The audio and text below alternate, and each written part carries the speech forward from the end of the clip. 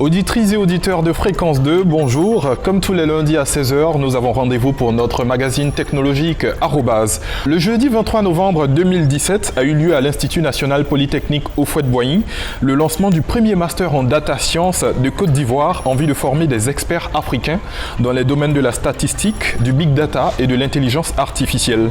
Pour vous permettre de mieux appréhender cette filière, cette notion, ce qu'elle renferme, ses débouchés, nous recevons aujourd'hui dans votre magazine technologique Arobase, M. Axel Philippe Guéhi. Diplômé d'un master en technique de l'information et de la décision en entreprise à l'Université de Paris-La Sorbonne, Axel Philippe Guéhi est un jeune Ivoirien de 27 ans qui travaille depuis 3 ans sur des sujets autour de la donnée ou si vous préférez de la data.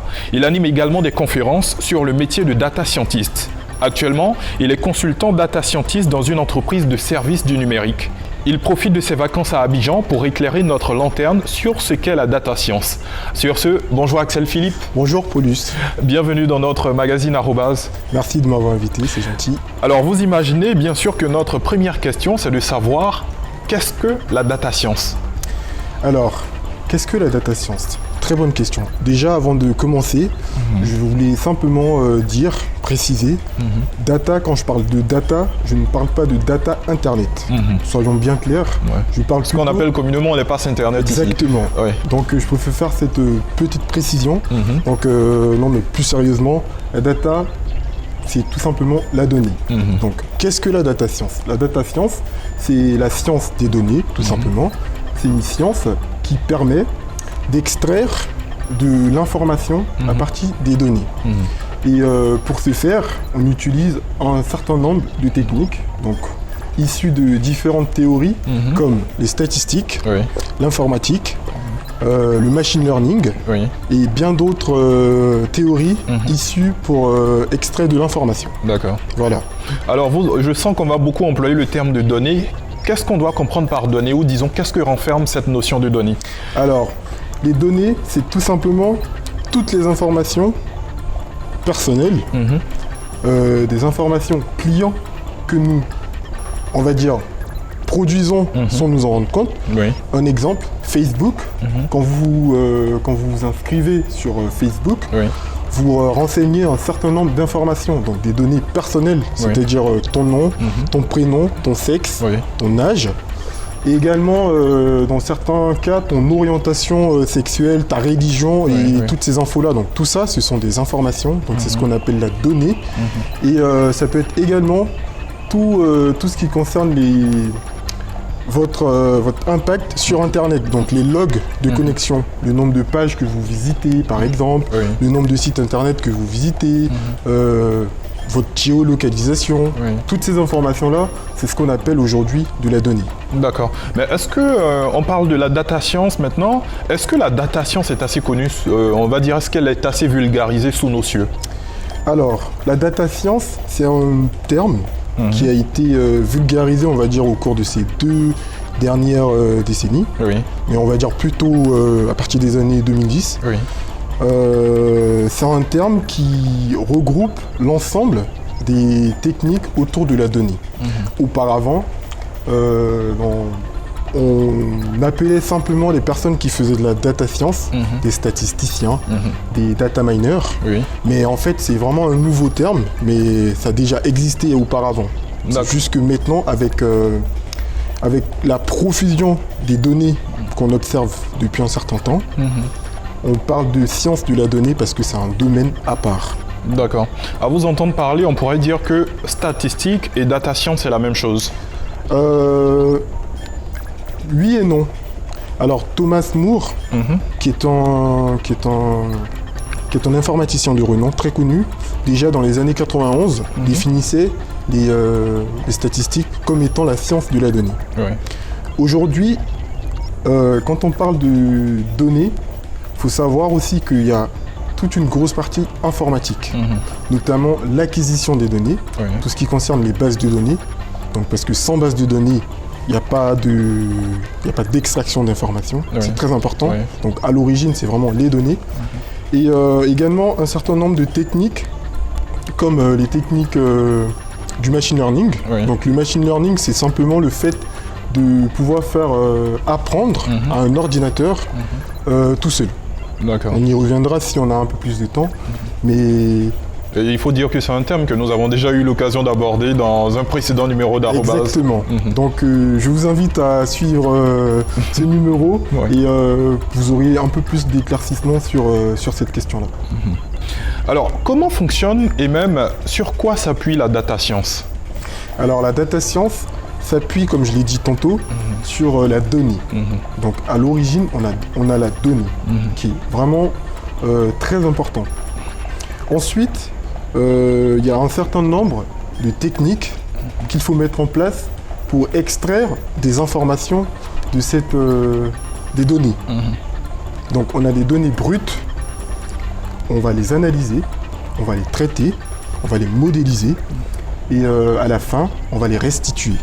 Donc c'est tout cet enchaînement qui est très important pour analyser des données et pour en faire une information précieuse et actionnable pour une entreprise par exemple. D'accord. Quels sont les types de données qui sont concernés? Aussi bien des données à caractère confidentiel que des données publiques où on a un type spécifique de données qui est visé par la data science? Alors c'est tous les types de données. Donc ça peut être des données à caractère confidentiel, même si on essaie de réguler par certaines normes, normalement la norme RGPD, donc c'est ce qui régule l'utilisation des données en Europe. Il y a également des données, on va dire, non structurées. Donc ce que j'appelle des données non structurées, c'est tout ce qui concerne les images, le son, le texte. Et il y a de la donnée structurée, donc ça c'est des données qu'on connaît, ton nom, ton prénom, toutes ces informations-là, c'est ce qu'on appelle des données structurées. D'accord. Alors le data scientist, c'est le nom qu'on donne à celui qui fait de la data science. Quel est le parcours pour être data scientist? Il faut savoir déjà dans un premier temps que la data science, il y a énormément de métiers. Le data scientist, c'est une partie, enfin c'est un type de métier qu'on peut faire dans la science de la donnée. Donc il y a le data analyst, il y a le data engineer et le data architect. Donc ces différents corps de métiers-là, elles ont en commun la data pour socle. Et selon le type de métier, donc par exemple pour un data engineer, il va être plutôt spécialisé dans la conception de bases de données, donc l'acquisition et la définition d'architecture pour la collecte de ces données. Le data analyst, il est vraiment quasiment en bout de chaîne, donc il est sur l'analyse. Le data architecte, c'est une personne qui conçoit les outils pour supporter une certaine une certaine capacité pour stocker la donnée. Donc il y a quelques petites subtilités, mais tous ces métiers-là font partie intégrante de la data science. Alors pour répondre à ta question initiale, qui est comment on devient data scientist, ou comment, pour élargir un peu ta question, comment on travaille dans la data science. Alors, il faut d'abord un bon socle en mathématiques.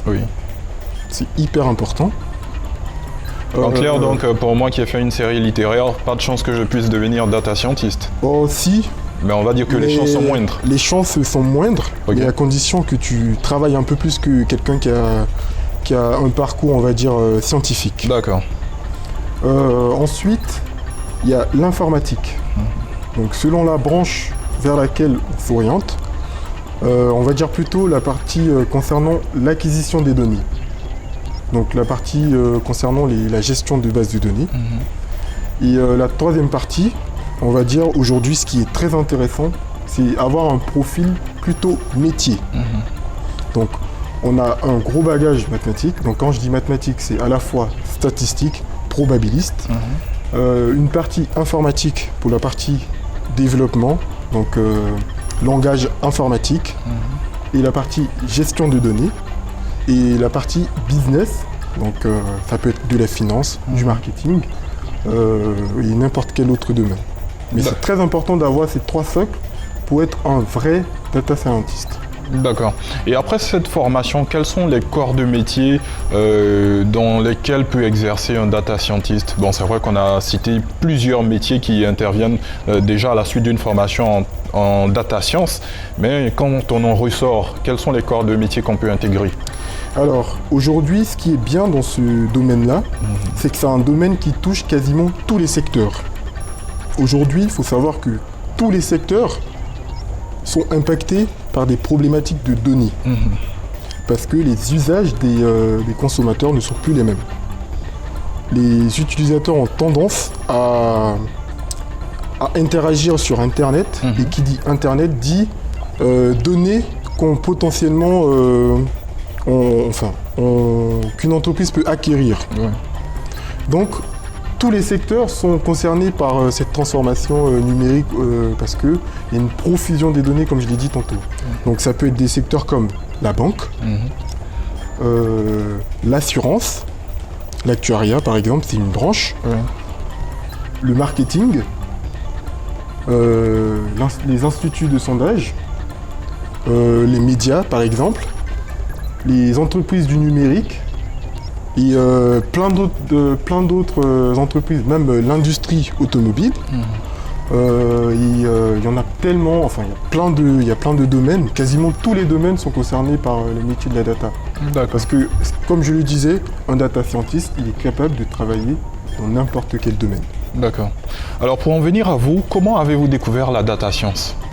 Alors moi, donc très rapidement, j'ai un parcours, donc j'ai une licence en économie et gestion, donc c'est pas forcément, on va dire, le parcours, je dirais pas idéal, mais le parcours... c'est pas le parcours type en fait? C'est pas le parcours type, mais en fait, comment j'en suis arrivé là, c'est à la fin de ma dernière année de licence, on avait une matière, l'économétrie, qui est une branche de l'économie qui permet de calculer ou de mettre en place des modèles pour calculer le PIB, pour calculer l'élasticité sur un certain nombre de biens. Et cette matière-là, elle m'a séduite. J'ai été séduit par les prévisions. On a eu un cours sur la prévision du chiffre d'affaires d'une entreprise. Et c'est à ce moment-là que j'ai eu le déclic. Et ensuite, j'ai eu une discussion avec une personne, un ami en l'occurrence, qui m'a un peu, on va dire, ouvert l'esprit sur ce que je pouvais faire avec la donnée, notamment dans le monde de la finance. Et c'est ainsi que je me suis orienté vers un master, on va dire, plutôt, pour le coup, type. Donc, master en data science. Donc, j'ai fait un master en économie quantitative. Et ensuite, j'ai terminé par un master orienté statistique, probabilité et économie. D'accord. Alors Axel Philippe, c'est bientôt la fin de cet échange. En tant que spécialiste de la data science, vous avez certainement des aspects sur lesquels vous souhaiteriez revenir ou qu'on n'a tout simplement pas évoqué avant qu'on ne se dise au revoir. Très certainement, c'est vrai que le format de l'émission ne s'y prêtait pas. C'était pas en même temps, c'était pas l'objectif. C'était l'objectif de faire découvrir mon métier et également ce que c'est que la data science.